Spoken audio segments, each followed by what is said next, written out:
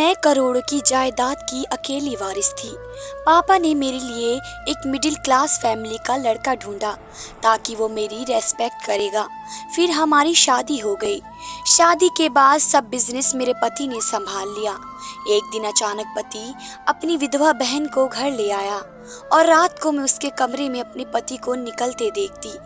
एक दिन मैं रात को पति के पीछे गई और पति ने जो अपनी बहन के साथ किया, मेरे तो पैरों तले जमीन खिसक गई, क्योंकि मेरा पति दफ्तर गया हुआ था और मैं घर के नौकरों के पीछे पीछे थी। घर का सारा काम मैं खुद अपनी निगरानी में करवाया करती थी।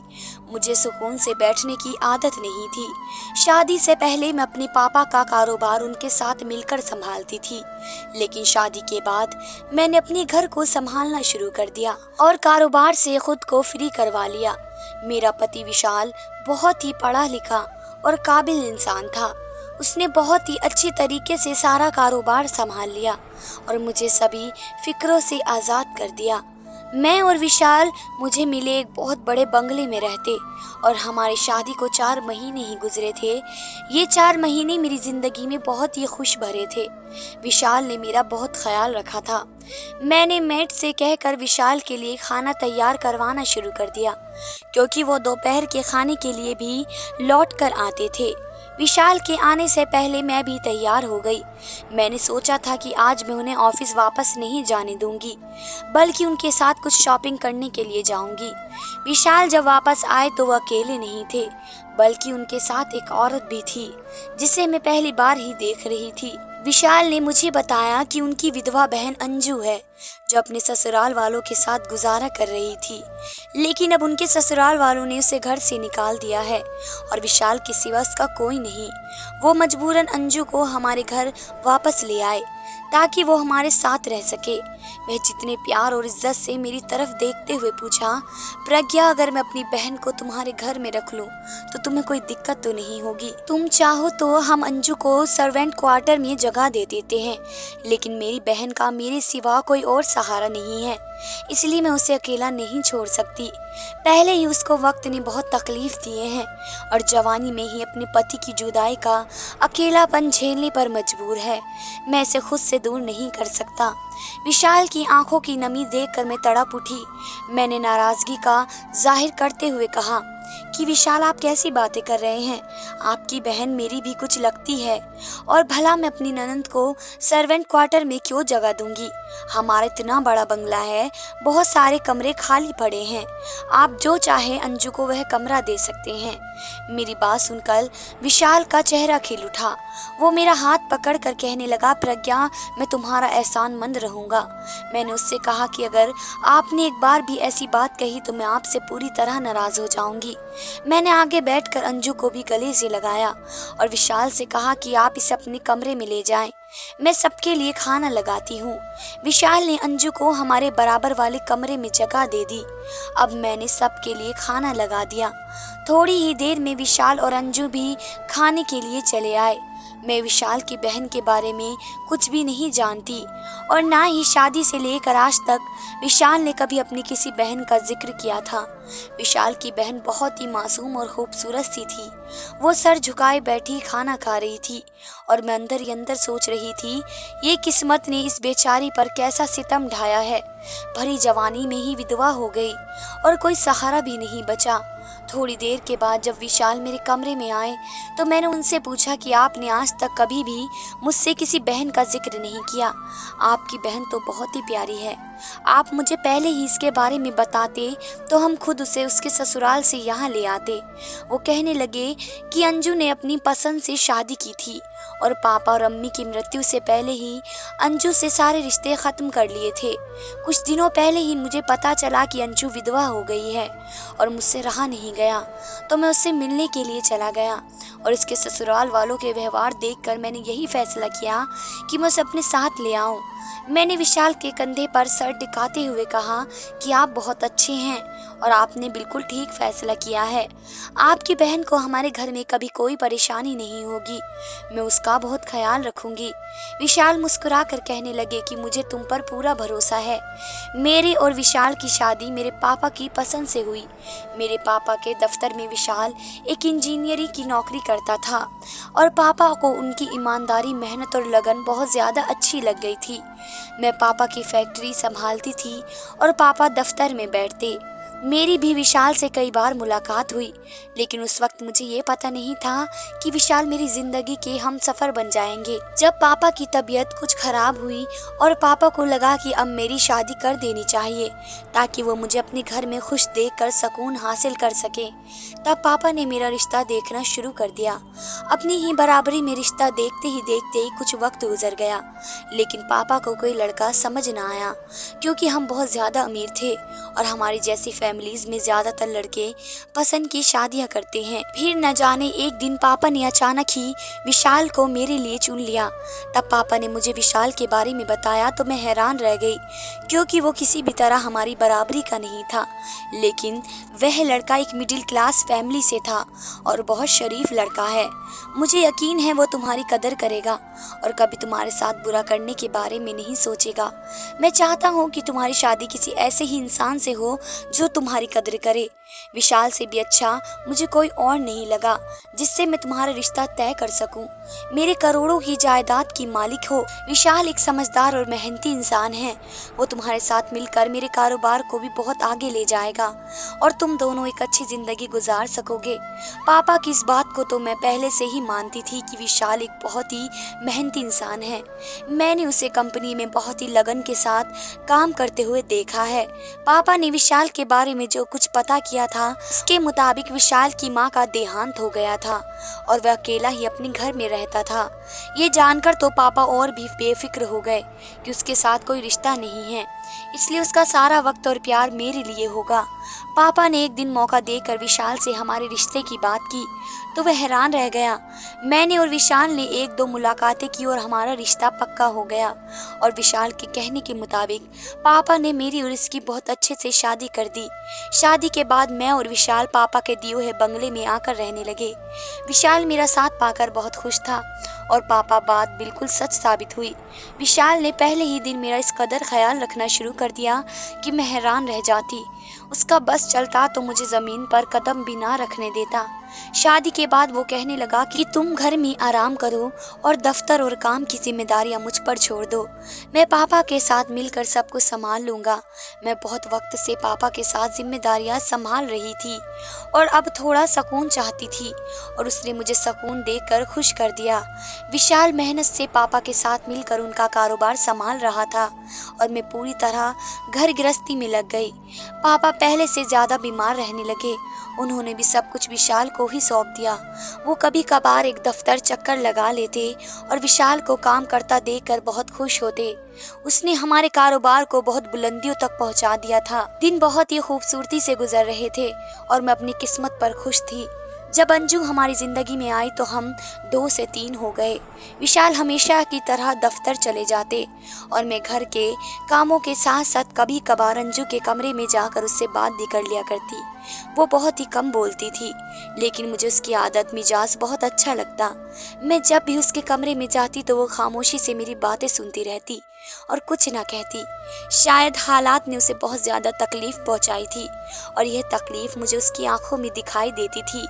मैं चाहती थी कि अंजू भी ज़िंदगी की तरफ लौट आए, इसलिए मुझसे कमरे से बाहर आने को कहती रहती। एक दिन जब दफ्तर से वापस विशाल आए तो थोड़ी ही देर बाद अंजू के कमरे में होकर मेरे पास आए और कहने लगे कि तुम अंजू के कमरे में ना जाया करो, उसे कुछ वक्त के लिए अकेला छोड़ दो, वो खुद ही अपने दुखों से निकल जाएगी। उसे किसी से भी अपने दुख के बारे में बात करना अच्छा नहीं लगता और तुम्हारे बार बार उससे बात करने से वो परेशान हो गई है और यहाँ से जाने की बात करती है। यह सुनकर मैं परेशान हो गई कि कहीं विशाल मुझे गलत ही ना समझ ले, इसलिए मैंने उनसे कहा कि क्यों मैं अंजू के कमरे में क्यों नहीं जाऊंगी, मैं तो बस उसे ज़िंदगी की तरफ लौटता हुआ देखना चाहती हूँ। विशाल मेरा हाथ पकड़कर कहने लगे कि मैं जानता हूँ प्रज्ञा, तुम्हारे इरादे बहुत ही साफ होंगे, लेकिन इस वक्त तो तन्हाई चाहती है, इसलिए उसे अकेला रहना दो। मैंने विशाल से वादा किया कि मैं अंजू को परेशान नहीं करूंगी। वैसे भी आजकल मेरे पास बहुत ही ज़्यादा काम था। मैं रात को जल्दी सोने लगी और सुबह बहुत देर से मेरी आँख खुलती। विशाल में मेरे उठने से पहले दफ्तर जा चुके होते और बहुत कम वक्त में मुझे उनके लिए खाना तैयार करवाना पड़ता और घर के कामकाज भी देखने होते। हर वक्त मुझ पर थकान सी रहने लगी। मुझसे घर के काम भी ठीक से नहीं होते, जबकि काम तो नौकरों को करने होते हैं। मैं सिर्फ नजर रखती थी। मैं ज्यादातर वक्त अपने कमरे में गुजारने लगी, क्योंकि थोड़ी ही देर में मैं थक कर चूर हो जाती। शादी पर मैं अपनी पुरानी मेड को अपने साथ लाई थी और मुझे उस पर पूरा भरोसा था, इसलिए मैंने घर की जिम्मेदारी उसे सौंप दी थी। अब खुद आराम करने लगी। मैं कहीं भी लेटती हुई सो जाती, जबकि पहले ऐसा नहीं होता था। मैं सारा दफ्तर संभालती, घर भी, लेकिन कभी थकान का एहसास नहीं होता था। तबीयत इतनी अजीब रहने लगी कि मैं रात में कॉफ़ी पीना भी कम कर दिया, जबकि कॉफ़ी के बगैर मुझे कभी नींद नहीं आती थी। विशाल से मैंने यही बात कही तो कहने लगे कि मौसम बदल रहा है, शायद इसलिए तुम्हें ऐसा एहसास हो रहा है। अच्छा है, तुम ज़्यादा आराम किया करो। वो इतनी मोहब्बत से मुझसे बात करते हैं कि मैं सारा प्रॉब्लम भूल जाती और उनकी आंखों में देखने लगती। अब भी ऐसा ही हुआ। मैंने अब अंजू के कमरे में जाना बिल्कुल छोड़ दिया। वो खाना भी अकेले ही अपने कमरे में खाती थी, इसलिए मुझे उसकी शक्ल भी दिखाई नहीं देती थी। विशाल दफ्तर से घर आने के बाद उसके कमरे में चले जाते और कुछ वक्त उसके साथ गुजार कर मेरे पास वापस आ जाते। मुझे उनका अपनी बहन के वक्त देने पर बिल्कुल भी एतराज़ नहीं था, लेकिन एक रात नींद में से मेरी आंख खुली तो मैंने विशाल को बिस्तर पर ना पाया और हैरान हुई कि आधी रात को वह कहाँ गए हैं। जैसे ही मैं उन्हें देखने निकली तो मैंने विशाल को अंजू के कमरे से निकलते हुए देखा। मैं हैरान थी कि आधी रात को विशाल का अंजू के कमरे में क्या काम है, लेकिन फिर मुझे लगा कि शायद देखने के लिए गए होंगे। मैंने विशाल को कुछ नहीं कहा और इससे पहले कि वह मेरी तरफ देखते मैं खुद ही कमरे में वापस आकर सोने के लिए लेट गई। ये सिलसिला चल निकला। अक्सर ही रात को मेरी आंख खुलती तो विशाल अपने कमरे में मौजूद न होते। मुझे ये बात समझ नहीं आती कि विशाल का आधी रात को अपनी बहन के कमरे में जाना क्यों ज़रूरी है, जबकि वे दफ्तर से आते ही अपनी बहन के कमरे में मुझे विशाल के बगैर दोबारा नींद नहीं आती और जितनी देर वे कमरे से बाहर रहते मैं अजीब करवटें बदल बदल कर सोती। एक रात ऐसा ही हुआ कि मेरी आंख खुली तो विशाल कमरे में मौजूद नहीं थे और मुझे दोबारा नींद नहीं लग रही थी। अंजू से मेरी मुलाकात हुए भी काफ़ी दिन हो गए थे। मैंने सोचा कि मैं अभी उन दोनों के साथ बैठ जाती हूँ।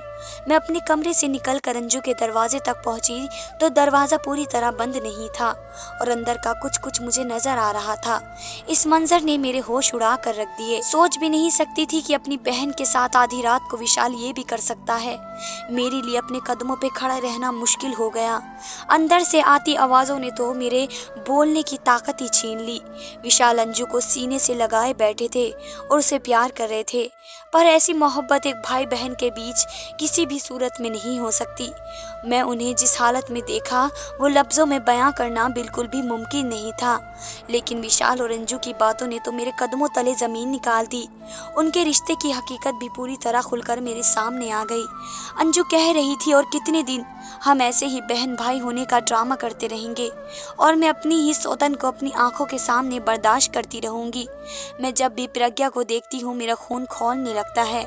अब मेरा दिल चाहता है कि मुझसे हमारी ज़िंदगी से बाहर निकाल फेंकूं। और विशाल अंजू से कह रहा था कि इसलिए मैंने प्रज्ञा का तुम्हारे कमरे में आना ख़त्म करवा दिया है। मुझे यही डर लगा रहता है कि कहीं तुम गुस्से में उसके सामने कोई सच्चाई बयान न कर दो। बस कुछ दिनों की बात है, फिर प्रज्ञा और उसके बाप से हमेशा के लिए हमारी जान छूट जाएगी और ये सारी दौलत और जायदाद हम दोनों पति पत्नी की हो जाएगी। अंजू कह रही थी कि इतने दिनों से इसी बात का तो इंतज़ार कर रही हूँ, लेकिन आप हर रात उसके साथ उसके कमरे में होते हैं और मैं यहाँ अंगारों पर लेटती हूँ। यह सोचकर मेरा दिल जलता है कि आपने उसे अपनी बाहों में ले लिया है।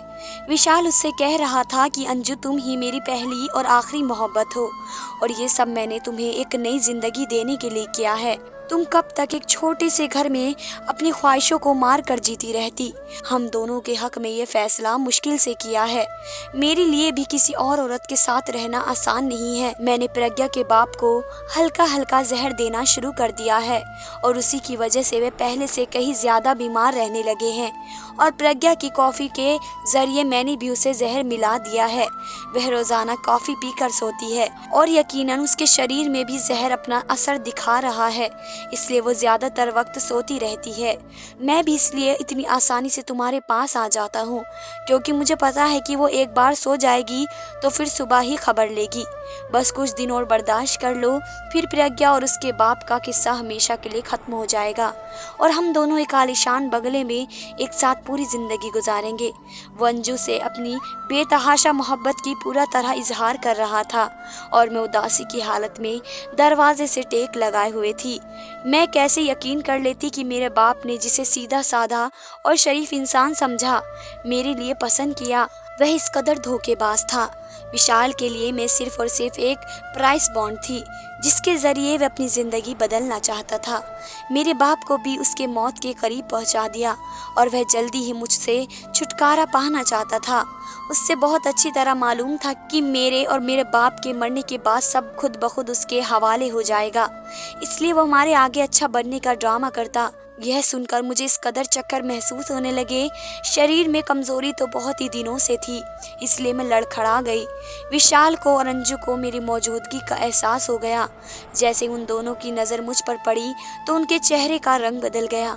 विशाल को तो इस बात का पता नहीं था कि मैं पिछले कुछ दिनों से कॉफ़ी नहीं पी रही थी और शायद इसलिए मुझे रात के वक्त नींद नहीं थी, जबकि मैं सुबह कॉफ़ी पीती और सारा दिन नशे में रहती। विशाल गैरत से कहने लगा कि प्रज्ञा, तुम यहाँ क्या कर रही हो? मैं तो अंजू को देखने के लिए आया था। विशाल को महसूस नहीं हुआ था कि मैंने उनकी सारी बात सुन ली है और उन्हें एक साथ देख लिया है। यह सही वक्त नहीं था कि मैं विशाल को यह बताती कि मैं उसकी सच्चाई जान गई हूँ, इसलिए मैंने झूठ का सहारा लिया और विशाल से कहा कि मुझे नींद नहीं आ रही थी, इसलिए मैं उसे बुलाने के लिए आई हूँ। विशाल मरे मरे कदमों से मेरे साथ कमरे में लौट आया। सारी रात मैंने बहुत मुश्किल से अपने आंसुओं को रोक कर रखा था। मैं विशाल से बहुत ज़्यादा मोहब्बत करने लगी थी। मैंने दिल से उसे अपना माना था, लेकिन उसने मेरे एतबार को तबाह कर दिया। सुबह होते ही विशाल दफ्तर के लिए निकल गया और मैंने मौका देखकर SHO साहब को फ़ोन मिलाया, जो मेरे अब्बा के दोस्त हैं। मैंने रोते हुए उन्हें सारी हकीकत बताई। उन्होंने मुझे यकीन दिलवाया कि वे सब कुछ ठीक कर देंगे और थोड़ी ही देर में कुछ पुलिस वालों के साथ हमारे घर चले आए और सबसे पहले अंजू को कमरे में बंद कर दिया। मेरी कॉफ़ी के जार को अपने कब्जे में लेकर उन्होंने उसका टेस्ट करवाने के लिए भेज दिया कि यह साबित हो सके कि विशाल ने मुझे जहर देने की कोशिश की है। एक लेडी कांस्टेबल को बुलाकर अंजू से भी पूछताछ शुरू कर दी गई। वो भी किसी रट्टू तोते की तरह सच बोलने चली गई। विशाल जानता था कि मेरे पति मेरे रिश्ता देख रहे हैं, इसलिए उन्होंने सबसे पहले अंजू को छोड़कर एक दूसरा घर किराए पर लिया और जानबूझकर पापा की नज़रों के आगे हीरो बन गया। कुछ उसकी किस्मत रंग दिखा गई और पापा को अपने जाल में फंसाने में वह कामयाब हो गया। अंजू और विशाल ने एक दूसरे से लव मैरिज की थी और अब वह दोनों गरीब के हाथों तंग आ चुके थे और एक अच्छी जिंदगी गुजारना चाहते थे, जिसके लिए उन्होंने मेरी जिंदगी बर्बाद करने का फैसला किया। विशाल इस तरह आगे बढ़ गया, उसने मेरे और मेरी बाप की जान लेने को भी मुश्किल न समझा। अंजू के बयान ने सारे मामले को इस कदर आसान बना दिया कि SHO साहब ने फौरन ही विशाल को भी गिरफ्तार कर लिया। मैंने मुकदमा दायर कर दिया और अपने पापा का इलाज करवाना शुरू कर दिया। उनके शरीर में काफ़ी जहर जा चुका था, जिसकी वजह से वे बिस्तर पर पड़ गए। आज विशाल और अंजू जेल की सलाखों के पीछे हैं और अपनी लालच का अंजाम भुगत रहे हैं। मैंने और पापा ने नए सिरे से कारोबार को देखना शुरू कर दिया था और हम अपनी ज़िंदगी में आगे बढ़ गए थे। कभी कभी कुछ लोग जैसे दिखाई देते हैं वैसे बिल्कुल भी नहीं होते, इसलिए अपनी बेटियों की किस्मत का फैसला करते हुए अच्छी तरह सोचें। धन्यवाद दोस्तों।